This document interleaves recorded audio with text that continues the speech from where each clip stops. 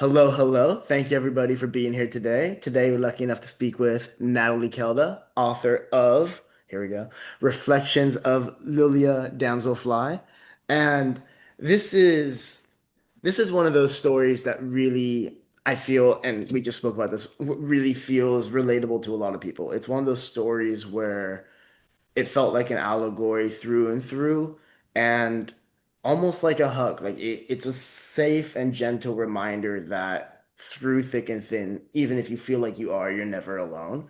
And I think it's one of those things that, especially with kind of the state of the world and coming out of COVID for a few years, I think a lot of us are reeling with issues that are hidden beneath the surface.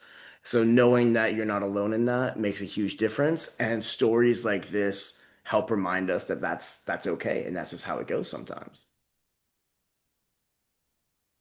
So the first note that I made when I started reading this was literally a fish out of water story, right? Yeah, I use that to market it. I say water nymph out of water because Yeah. that's literally what it is. So like the first thing I was like, oh, it's a little bit like The Shape of Water, it's a little bit like The Little Mermaid, but much realer in the sense that the story is, I mean, it wears its themes on its sleeve. It's a story about chronic pain and living with it. And I know people who live with chronic pain. I know that you do as well. I know we've spoken before about you've suffered with long COVID for quite a while, right? Yeah, I think it'll be 4 years in a few months. Yeah. Jeez. And so, how much of the story then? Because I got the sense that a lot of it was almost autobiographical, or at least influenced by your own experience with things. Yeah, I think I mean it's hard to explain, but so she sort of I had a dream basically before. I didn't really know at the time that I was struggling with long COVID, but I had just started the process with my GP to try and figure out what was going on, why I'd been Mhm. ill for 2 years at the time. Um, and I think I was just really struggling at the time I was writing it because I was just not having a good time of it. Uh, Mhm. but she came to me in a dream, and oddly, it was I was on a road trip with my mom. We had to cut it short because my mom doesn't drive. She's from Denmark and she does not drive on this side of the road. Like Mhm. she panics when I drive on this side of the road. So we had to cut it short because I was the only driver, but I couldn't drive for anywhere near as long as I used to. Because I used to Mhm. live in Australia, so I used to just, Oh, nice. Yeah. Okay. to feed horses, I would go 2 hours one way, feed the Mhm. horses, and then go 2 hours back again. And it was never an issue to do really long distances. But on that road trip in Wales, I was really struggling, and we were in a like the seediest hotel you can imagine. Mhm. Couldn't sleep, rowdy neighbors. It was just awful. We're pretty sure they hadn't even changed like the bed sheets, that sort of Oh, seedy. yeah. Yeah. Hmm. So I was it was almost like a fever dream. Early in the morning, Mhm. I woke up and I was like, I need to write this down. And I had nothing. So I had to type on my phone, which is for me really painful because of the long COVID has triggered fibromyalgia, which is in my Right. joints, Yeah. basically. But it was one of those where I was like, this is going to be a story and I need to write like the notes. So I wrote the Yeah. notes on my phone. My mom thought I was getting ill. She was like, what has happened? What has this hotel given you? Um, Yeah. but it's funny because there's a lot of water nymph, water creatures in Wales. So I Yeah. think, A lot of folklore. Yeah. yeah, there's a lot of folklore, isn't there? So I think that probably on some level had sort of got my wheels turning or something. Um, but at the time, I didn't know it was going to be about chronic illness. It That was as soon as I started writing it, which was a couple weeks later. I don't plot anything. I have an opening scene and I start writing, and that's it. Um, And you just go. and I just go. But as soon as I started writing it, it just started pouring out of me, and I think it was because I was struggling so much myself. Mhm. So I think that's probably why it feels autobiographical in some ways because I was just trying to put my pain and my my longing to figure out how to fit it all together, how to Hmm. sort of you basically have to restart your life when you become chronically ill because you have to relearn everything. Yeah. Um, just relearning how a hoover a room or how a shower, because standing up for too long is too much, but sitting down on the shower then I can't get back up and things like that. Um, it it it changes everything in your life basically, and I think Lilje was sort of the vehicle for me to put it all into a shape I could understand and to Hmm. process like also the grief of losing everything you Yeah, were yeah. because you are starting in a different point. And Yeah, there was a moment where I realized, because I've read one of your other books, I've read River in the Galaxy, which I really yeah, enjoyed. And correct me if I'm wrong here, River in the Galaxy is written in third person, right? yeah, But Damselfly is written in first person. yeah. And so I thought, right, this seems like the kind of thing that's just came, like you said, pouring out, which is a great analogy because, and I feel like there's, you really went hard on the water, the water thematics. I Well, made a note at some point that the prose, and I really loved the prose. It felt quite different to your other stuff, but I yeah. really loved the prose. And I made a note at some point that I was trying to figure out what it was you were doing. I think it's something to do with the way that you structured the sentences and varied the length and stuff of them, but it felt like it ebbed and flowed. It felt quite fluid, liquid. And I was like, was that deliberate? I need to ask her if that was deliberate because it's really cool. It no, so I don't know if it's because English is not my first language, but I don't Yeah. usually think in a very structural way when I write. I just for this one especially, it felt like she was there telling Mhm. me her story. Mhm. I know I made her up. I'm not crazy, uh, but obviously I am an author, so I am partly crazy at least. But it that's also why it's in first person because it felt like she was telling me the story. And that's also why it ends where it does because I actually wanted to add more to the end, like more of their life or something, and she was not sharing. So that's why it ends the way it does. That's Um, interesting. I really wanted to ask about the ending, but I wanted to wait until we crossed the spoiler yeah, barrier for yeah, folk who haven't read it. But yeah. But that yeah, when I I don't focus on the prose. It just on the sense like structural level, of sentence level, I've not changed anything from the first draft to the final draft. It's very, very minor things. Yeah. interesting.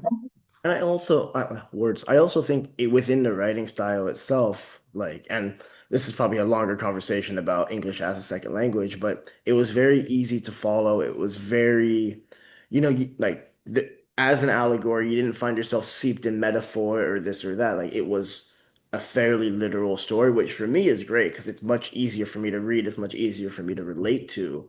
Um, but it does come down. Well, I guess what I'm trying to say is that it's nice that you can have, I don't want to say simplistic writing, but you don't need to overcomplicate writing to get a really powerful message across. Yeah. That I mean that's something is interesting because I could probably if I was less lazy and wanted to think about each sentence because I know some people do it and have beautiful prose because of it, but it also means you have to read quite slowly to catch everything. Hmm. But I think maybe because I write quite fast as well, Hmm. so I would have to then slow down a lot when I'm editing to get those more sort of complex words and sentences and stuff. And I'm not good at slowing down even now, which is why it's been really difficult to get used to life because when you are chronically ill, you have to slow down all the time. But writing is one of the few things where I can still bear like go almost I'm a little bit slower, but Hmm. almost as fast as I used to be, which is a relief to me because it's one of the few things I've left. Well, Yeah. it's one of those things that comes out prominently in the story. It's just the idea of your new normal, and Mm. accepting a new normal and recognizing that it might not be the same, but it's not necessarily worse. It's more like a sideways shift. Uh, Yeah. and I'm sure, and forgive me if I'm wrong here, but I'm sure that in the discovery process, you discover other things about yourself that you wouldn't have prior to, like when it comes to, I didn't know I'd be good at sewing, but here we are, and this, or like Yeah. didn't know I would enjoy it, but here we are, you know? Yeah, that's the thing. It's a lot about first you have to accept it, which is the hardest part, I think, and then you have to start embracing it, which and enjoy it Yeah. because if I mean, what's the point if you don't enjoy your life? So that's Mhm. I think that's what the story is about as well, is trying to find you can't do the things you used to, but you have to find new things that you can do that you enjoy. Mhm. So you get it's not I mean, sewing is not the same as going on a hike, Right. but I can't go on 35-mile hikes anymore like I used to. So I've had to sort of do other things. Like you have to fill your life with new things that bring you joy. So for me, that's of course writing, but also I mean now I did that cover, which I mean 3 years ago I wouldn't have thought I would ever sit down for long enough to draw a cover with that detail. Mhm. Um, Who covers? I like it. That's a little glam. yeah, And there's another cover as well, right? yeah, I don't Oh, even is there couldn't another tell any. cover? I'm a terrible Yeah, like author. I a haven't got any like copies of the book up here in my office You have a cat with because you, I you're I fine. brought them all down because I was taking photos for Instagram. But yeah, there's a yeah. hardcover version as well. It's not really selling, which I don't know if it's just because it's a little bit more expensive or if people are so used to seeing the paperback cover. But it sells really well. I actually outsell paperback to digital, which is not very common for Yeah. indie authors, I think. Mhm. Um, so yeah, I'm That's really interesting. proud of that cover. That's really cool. The other thing about we'll touch on the last thing that I wrote down about the chronic pain theme, and then I'll move on because I've got 100 questions. But it was not just how it affects the individual who's dealing with it, but also the people around you who have to help care for you, and the kind of fatigue and the guilt that comes with it as well, and the way that it can put strain on relationships. And it's something that I don't see referred to very often when people write stories about grief or pain, is that kind of sense of burden that kind of comes Yeah, with it quite often. So I thought that was really cool. There was even, I also actually, there was one more thing that I wrote, and it was that it's a credit to the writing that at times I felt tired or uncomfortable Mhm. reading about what Lilje was going through constantly. I was like, oh God, again? Like, yeah. give the girl a break, Jesus Christ. Which I think is one of those instances of the author really putting you in the same headspace as the character. Was that deliberate as well? Did you just go in on that?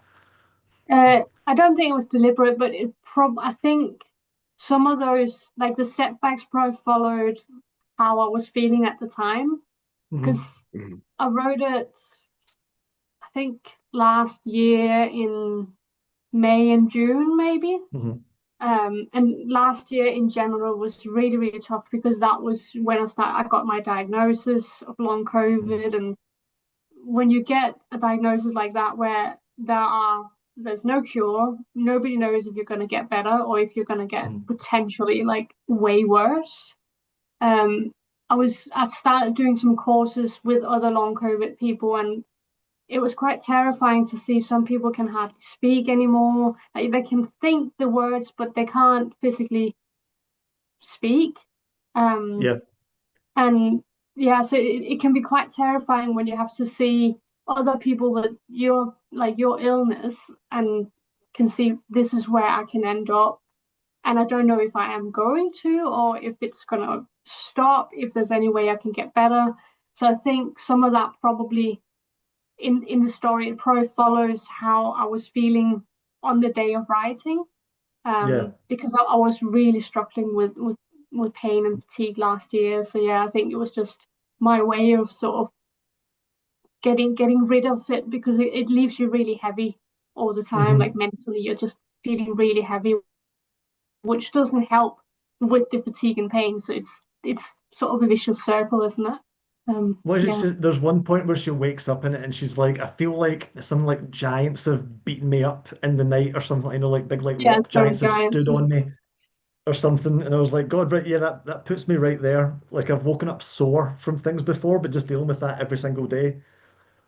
Yeah. So I thought, yeah, it really it was very evocative, and that's what I like when I'm reading anything.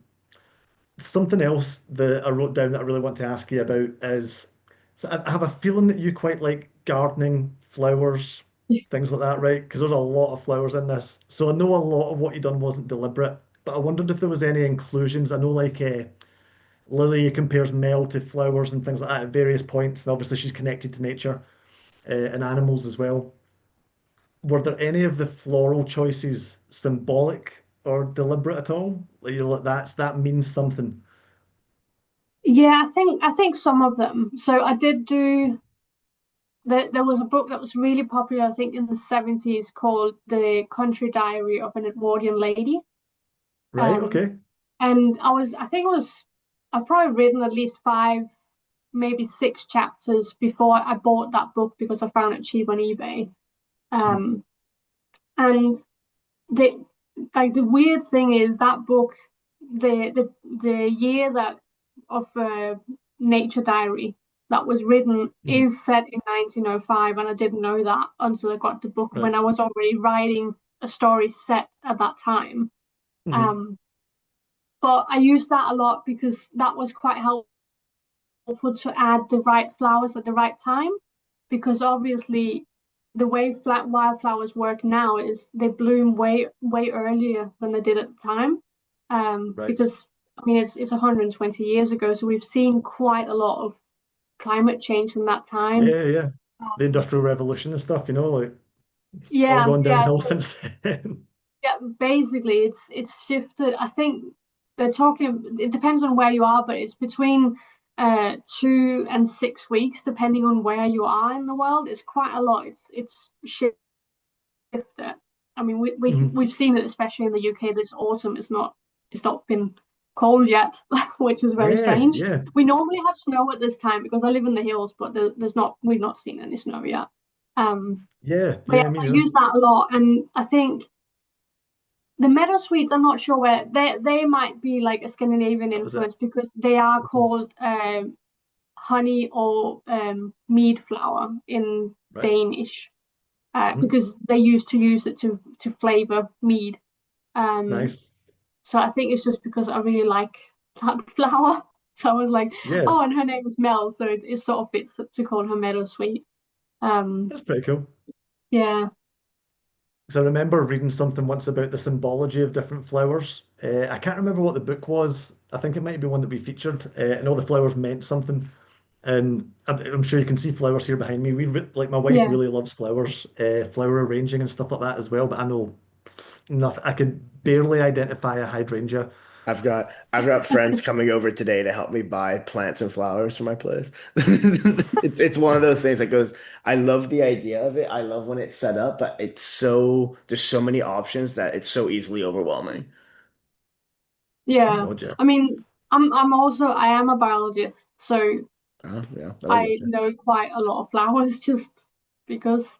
Um, but yeah, I don't think I looked into any of the because Victorians and Edwardians were really into Mhm. flower symbology, and I didn't really look into that because Yeah. a lot of that would be non-native flowers because Hmm. that was flower symbology was something all the posh people did, Right. which meant it had to be fancy flowers. So it couldn't be, all pretty much all the wildflowers I'm mentioning is just like rubbish weeds they would get rid of if they could. There's the Yeah, yeah. roses, but otherwise there's not. Maybe the water lilies, but most of what's mentioned is stuff that at the time they would have just. I mean, people still do that, just get rid of it because it's a weed. Even though they can be really beautiful, it doesn't matter. Yeah, Well, and I think Touching on, that's sorry, oh, I was just sorry, gonna say. Ryan. There you go. No, you're good. I was just gonna say, I think that's one of the big symbolisms behind the book itself is Mhm. it might not be pretty, it might not be the ideal, but it is, and it still fits, and it's still beautiful in its own light. And I think it's a lot of seeing things in a different light and seeing things in their own light. And forgive me because it's been a few months since I've read this. Um, there was the romance aspect of it as well. What was Mel. what was Mel. male? Mel. Mel, yeah, Yeah. Mel, that's what it was. yeah, Melanie, yeah, Um, and I thought that was a nice breath of fresh air when it came to all this because although on one hand you're not doing it alone and you're not experiencing and exploring this new normal alone, you do have to put yourself in an environment to grow community and to build community. Like I might not like XYZ, but I can still make friends doing it, and then it would change my mindset around a lot of things and this and that. And I thought it was really, really positive and really nice to kind of have that little outlet for her. Like, I'm not just gonna rot away in this house while I get better, and then getting better is the see all and end all of my experience. Like, the healing process is still a process and a journey in and of itself. So there's no reason to kind of put your life on hold for 6 months while you heal. You can still enjoy it and you can still make friends. You can still grow and everything throughout that process. And I thought that that was well shown throughout the story. Yeah. I mean, that was kind of it was a little bit by accident because, well, I did know there was going to be a romance from the start because Mel was in the original dream. So the Mhm. original dream I had was like her, Lilje hiding in the pond and her dad saying to like, just stay there, I'm gonna go sort something for you. And her getting scooped up and driven off. And then the dream ended just after she arrives at the inn and she's seen Mel and she's walking up the stairs. So I have quite long, elaborate dreams. That was a fairly short one for me. Um, I can dream like a whole novel, basically. So I did know from the beginning that she was going to be quite infatuated with Mel, but I didn't know quite how it was going to develop. Um, I think it's probably also just to show your life doesn't end. You Mhm. can still discover new, beautiful, and wonderful things, even though you become chronically ill and it feels a little bit like my life has stopped. It doesn't Yeah. have to. If you are open to new opportunities, they will be there. And I Um, think I think that's, you know, it we need more reminders of that. And I think stories like this are a really good avenue to do it because like I said, when we spoke about it in the book club, there were subscribers who were very keen on this because it finally felt like someone was able to relate to them. And because I feel like long COVID in particular is one of those things that I don't know how it is in Europe. It's very politicized in the States. And Oh because of God, yeah. that, you have that whole other element to it where people, when it comes to chronic illness, where you just have the people who are like, well, have you tried not being sick? And it's like, well, that's, you're not, there's a lack of empathy. And I think that when there's a lack of empathy, the people who are struggling just end up getting, well, I know that if there's a lack of empathy, they just end up getting more isolated and like their experience, which is already a harrowing one, just gets tougher. And that's the last thing that we want in an environment like this. yeah, there's a lot of are you sure that's actually what's wrong? And Mhm. I've had people Mhm. ask me and be like, oh, are you sure it's not because you were vaccinated against COVID? I'm Yeah. like, but Mhm. that was way before I got sick with COVID, and I had like the most common experience of getting long COVID where I was sick in February and by May, so a few months later, is when I got like started feeling like I was going downhill. Mhm. Um, and then I just kept going downhill and going downhill and going down because I was a very, very active person and I've stupidly like put to my own detriment many times, always just kept pushing through because that's what we learn. We're very sort of in the Western world, it's very much like just keep working hard and you'll Yep. push through it. And the thing is with long COVID especially, it's actually the opposite of what you should be doing. Mhm. Um so yeah, that and the thing is they didn't know that at the start either. So it's only something in the last 18 months I think they figured out that all the advice they were giving out in the beginning was actually making people more sick because they were like, oh well just train you back up. You have to like well take you down to a low level and then you'll start upping your activity again, which Mhm. is what you do Yeah. for certain other illnesses, but that actually makes it worse. Especially if you because they're like, oh, make sure you keep your brain active. The problem is with long COVID is a lot of it is in your brain, and Mhm. that's another thing. People then think that oh, so it's a mental illness, and it's not. It's like Yeah. It's physically physically making black affecting. spots in your brain. It's reacting a lot like dementia. They found out, so Mhm. it's really difficult because you both have to keep your brain engaged, but not. overload it. So one of the Hmm. things that I've been told off for doing is cooking while listening to a podcast. That's too much. I'm only allowed to do one or the other.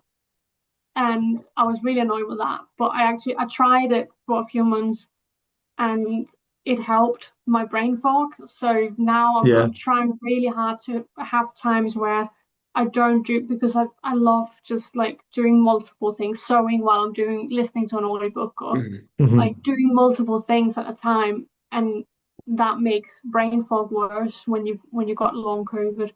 Um, so it's just little things like that where they didn't know that in the beginning. That's only really something quite new.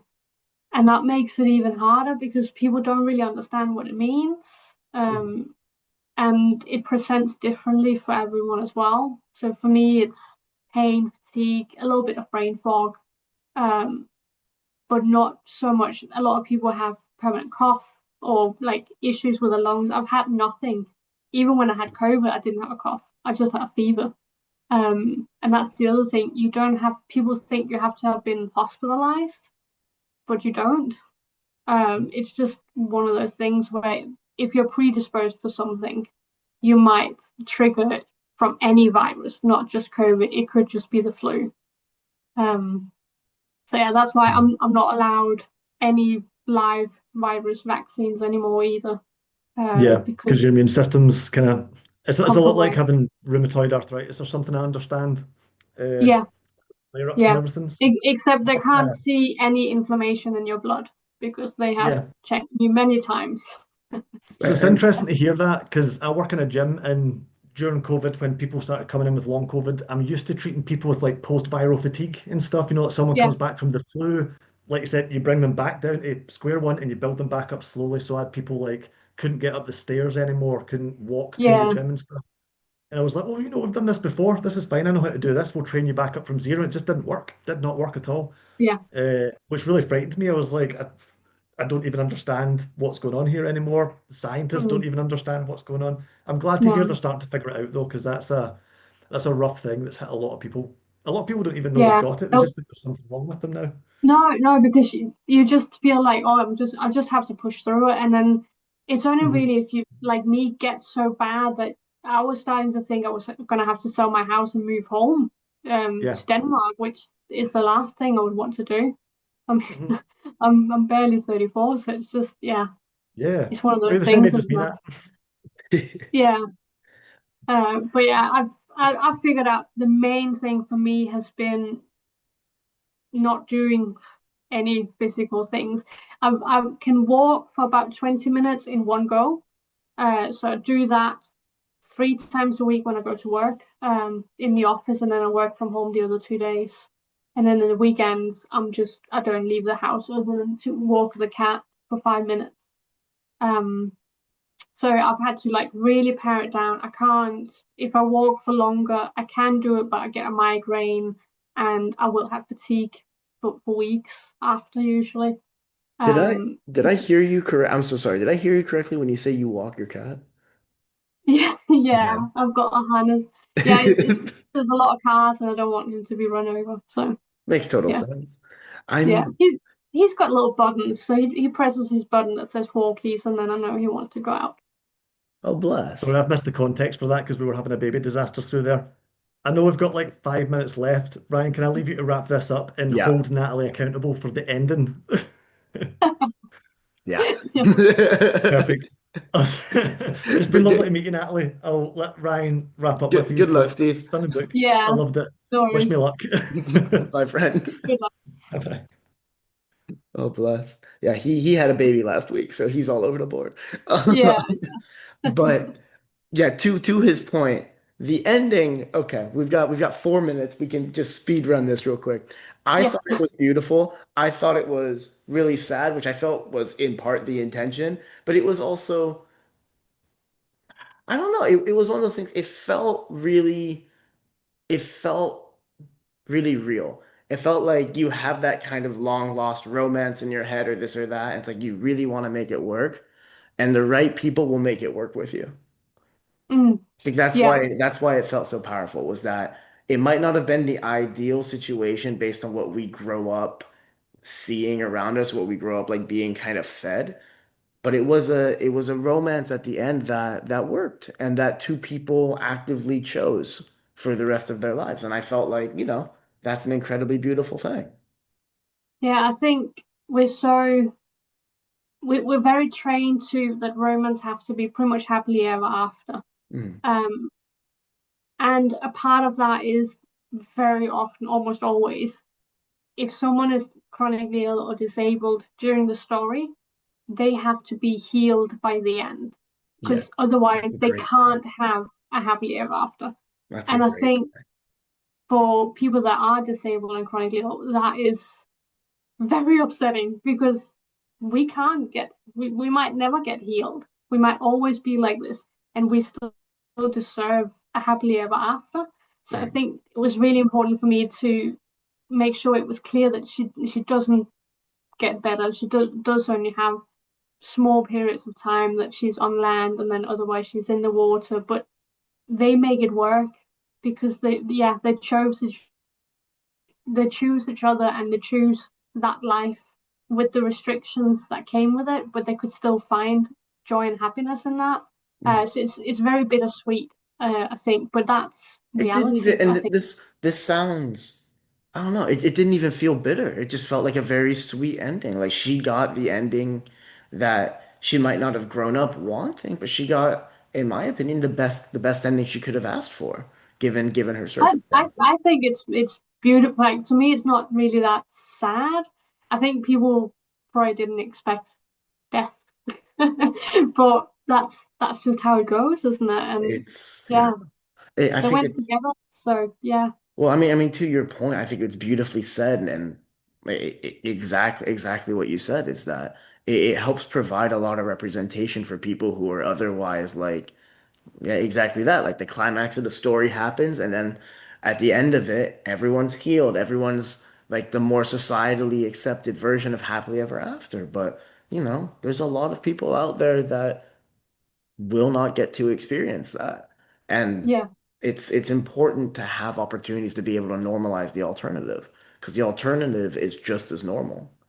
And yeah. oh gosh, that's beautifully said. That's gonna linger with me. Um, on that note, unfortunately, there's a minute and 20 seconds left. So let's speed run this. No, Um, for people who liked Reflections of Lilje Damselfly, what should they read next? What's the best way they can get a hold of you and all that? I'll put all the things in the description. Natalie Kelda everywhere. Mhm. I've got a website, nataliekelda.co.uk. Um, I am working on more historical fantasies. Mhm. They are slightly darker, people die, but otherwise, yeah, next year there will be more. I've just started the cover on a winter story. Mhm. So yeah, there will be more. If you want your heart really broken, go read my space fantasy series. There's a lot of it's dark fantasy, so don't expect it to be whimsical and slightly cozy. It's not. It's that time of the year though. The sun sets at 4 o'clock and we have so many Yeah, hours in darkness, we might as well just fully embrace it. yeah, true. But on that note, thank you so much for joining us, Natalie. If you made it this far, the book was Reflections of Lilje Damselfly. And can you say Lilje one time for me, just so I make sure? Lilje, Lilje. There you go. Thank you so much, guys. Have a great rest of the thank day. Take you. care.